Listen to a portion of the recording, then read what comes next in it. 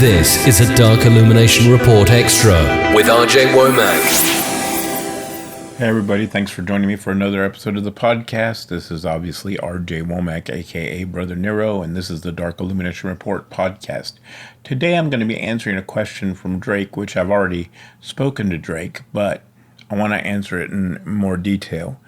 He asked me, what's this ministry thing all about? He's not the only one.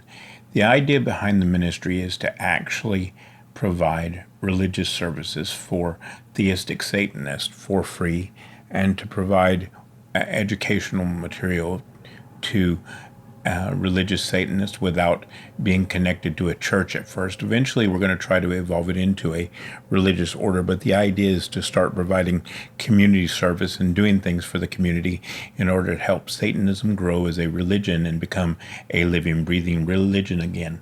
That's the key thing behind the ministry, or that's the key motive behind the ministry, is to make religious Satanism something that is alive. We want to try to get adherents involved and get people involved in actively worshiping Satan again and the demons again, so that people don't just theorize about Satanism on the internet. We're trying to get people off the internet, get people to actively do something, to get Satanists to help each other, to get actively involved in doing things that better the community, better themselves, and leave some legacy for future generations of Satanists.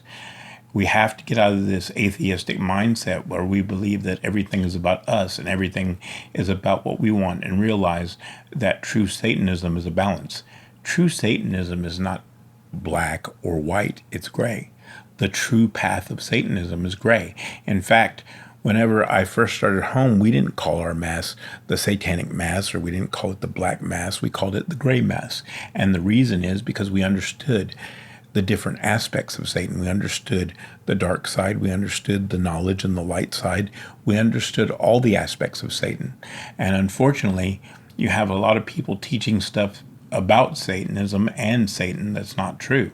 So we want to try to correct some of that and try to change the face of Satanism. And lastly, but probably most importantly, we want to give a voice to theistic Satanists, to religious Satanists, so that they won't be bullied by atheistic Satanists anymore, and so that we can all unify and try to stand up against those people who try to commandeer our religion, who try to take it over and hijack it, and who culturally appropriate our symbols and our religion and our ideas and claim them for themselves for profit or political gain or whatever.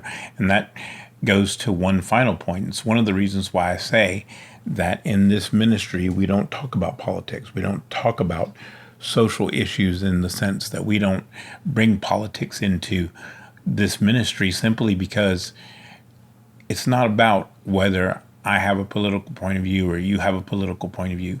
The fact is that Satan is eternal. Civilizations come and go, politicians come and go, political parties and movements come and go. Satan is forever. And since we believe in the Aljuan, since we believe in other sacred texts, Satan makes it clear that he's in control of all things.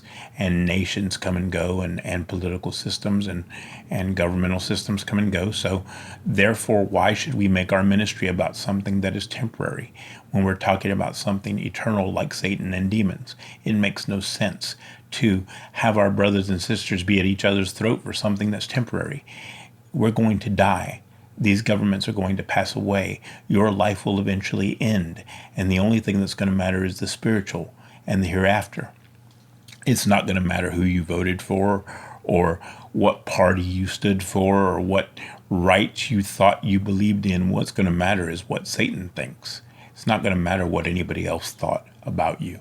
It's going to matter what Satan and the demons in his kingdom think. That's what's going to matter. And we have to keep that in mind, because too many people get focused on mundane, stupid shit.